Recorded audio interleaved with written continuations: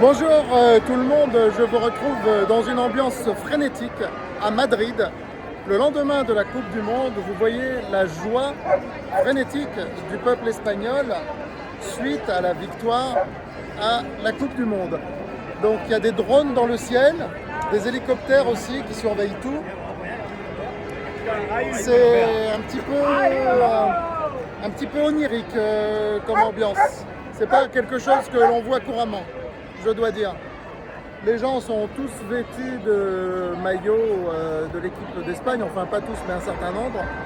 Le périmètre est complètement encerclé par la police et nous allons donc dans cette vidéo parler un petit peu non pas de l'équipe d'Espagne ni de la victoire de l'équipe d'Espagne, mais nous allons parler de cette ferveur sociale qu'il y a en Espagne qui fait que l'économie espagnole, et là on est cette fois-ci au cœur de l'Espagne, à Madrid, qui fait que l'économie espagnole surperforme depuis plusieurs années les autres économies européennes et que cela se traduit bien sûr en bourse. Voilà, je vous laisse un petit peu profiter de l'ambiance avant qu'on se retrouve donc pour parler de tout ça.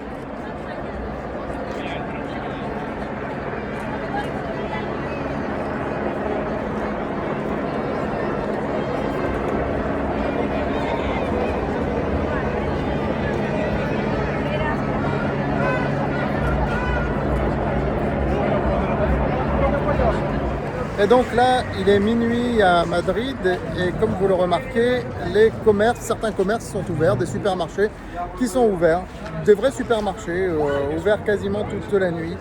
Voilà, et ça participe forcément à la consommation globale du pays. Des emplois de nuit, des supermarchés ouverts de la nuit, les gens qui consomment la nuit, ça fait une étendue de consommation plus grande, plus importante et forcément ça compte dans la fonction globale de consommation du pays. Alors, nous voilà au calme sur une terrasse à Madrid pour pouvoir vous expliquer quelque chose de très important qui justifie le fait que l'Espagne connaisse une croissance économique très forte et donc que l'indice boursier espagnol IBEX a été multiplié par 2 en 5 ans. Ce qui est déjà énorme, hein, ça fait plus 100%, tandis que le CAC 40, lui, n'a gagné que 25% pendant ce temps-là.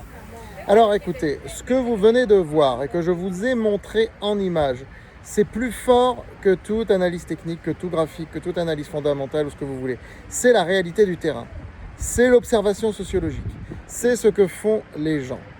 Et vous avez vu qu'ils consomment. Ils consomment énormément, ils consomment même la nuit, les boutiques sont ouvertes, pas toutes évidemment, on ne va pas caricaturer, mais il y a des boutiques ouvertes la nuit, les gens consomment beaucoup plus le soir, ils investissent beaucoup plus l'espace public. Et quand on investit l'espace public, eh bien on consomme ce qu'il y a sur l'espace public.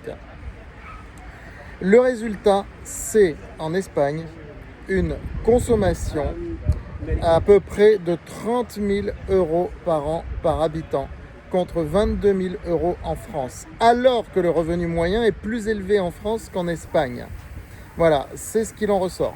Parce que quand vous voyez bien, il y a plus de 140 milliards de consommation annuelle en Espagne pour un pays qui ne fait même pas 50 millions d'habitants. Voilà, donc ça veut dire quoi? Ça veut dire une consommation par habitant plus élevée. Mais cela est dû à une fonction de consommation. Vous savez, Keynes, le grand économiste Keynes, dont nous avons déjà parlé, il nous parlait toujours de la consommation. Et il parlait de la fonction de consommation. Voilà à quoi ressemble une fonction de consommation. Une fonction de consommation, comme vous le voyez, selon Keynes, c'est une droite avec une pente. En fait, la consommation augmente en fonction du revenu et il y a une consommation incompressible. Ça veut dire une consommation selon laquelle on consommerait toujours, même sans revenu. Autrement dit, on volerait, on pillerait, on tuerait, etc. pour pouvoir consommer. Ça, c'est pour les biens de première, archi-première nécessité pour survivre. Bon, en dehors de cette consommation de première nécessité, la consommation en elle-même augmente en fonction du revenu. C'est ce que vous voyez sur le graphique. Et la pente est tout simplement plus importante en Espagne qu'en France. C'est-à-dire que lorsque le revenu augmente, la consommation augmente plus vite. Voilà, et Keynes nous disait que la consommation est l'un des éléments essentiels du PIB et que pour avoir de la croissance économique, il faut une consommation qui augmente fortement lorsque le PIB augmente. Donc l'Espagne répond complètement à des critères keynésiens. Ça, c'est important de le dire. Et ce sont ces critères keynésiens qui font la croissance économique aujourd'hui en Espagne. Alors pourquoi est-ce que cette fonction de consommation, eh bien, elle est différente de celle de la France? Tout simplement parce que ce sont des habitudes sociologiques, ce sont des représentations sociales différentes. C'est un pays où la femme s'est complètement libérée à tous les niveaux. Je ne parle pas au niveau juridique seulement, on en a déjà parlé. L'Espagne a une démographie qui, pour certains, va sembler catastrophique. 1,2 enfants par femme en âge de procréer. Je vous rappelle que le seuil de renouvellement de la population est à 2,1. Donc en Espagne, on ne fait plus d'enfants, les taux de divorce sont très élevés, les taux de mariage sont très faibles. Les gens se focalisent beaucoup moins sur, la famille, les jeunes générations, et beaucoup plus sur la consommation. C'est une évolution majeure. Le système patriarcal, en Espagne et en Italie d'ailleurs, je l'ai déjà dit, ont volé littéralement en éclats. C'est ce que j'ai écrit dans mon dossier sur les valeurs latines qui est paru il y a 2 mois maintenant sur francebourse.com. Et donc, vous avez une société qui est très optimiste aujourd'hui, qui est très dans le fait de profiter de l'instant présent, ce qui n'empêche pas les Espagnols d'avoir une espérance de vie très élevée, l'une des plus élevées au monde, malgré, contrairement à tout ce qu'on peut dire, une consommation d'alcool au-dessus de la France, en moyenne, par exemple, et des gens, en particulier des jeunes, qui sortent énormément.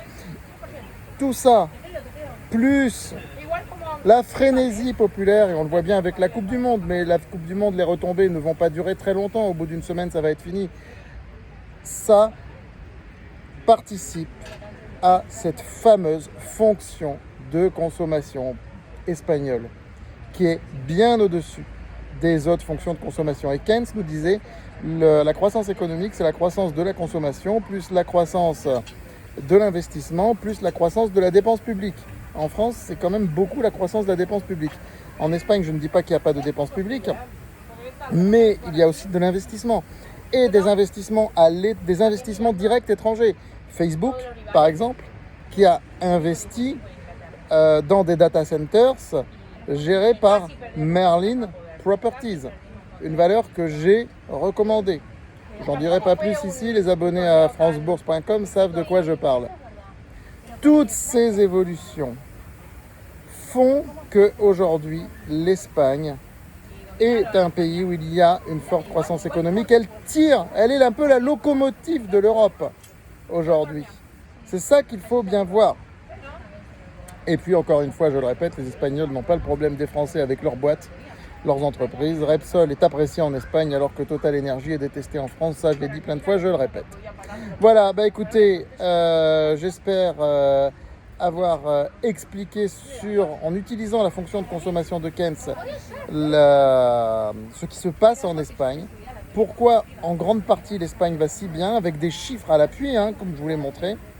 Maintenant, je vais illustrer tout ça par des images, des séquences vidéo. On va se promener à Madrid, dans différents quartiers de Madrid, puisque j'y suis pour 2 jours.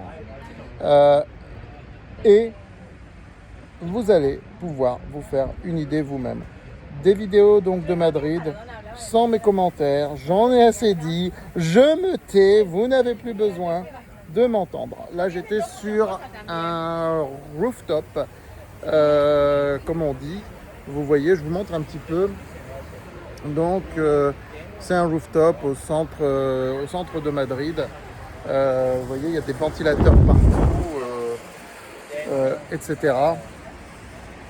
Bon, vous avez ça aussi un petit peu à Paris, vous avez ça un petit peu partout. Voilà, allez, je me tais. On se retrouve sur des séquences à l'intérieur, dans la ville de Madrid. Saco la cámara.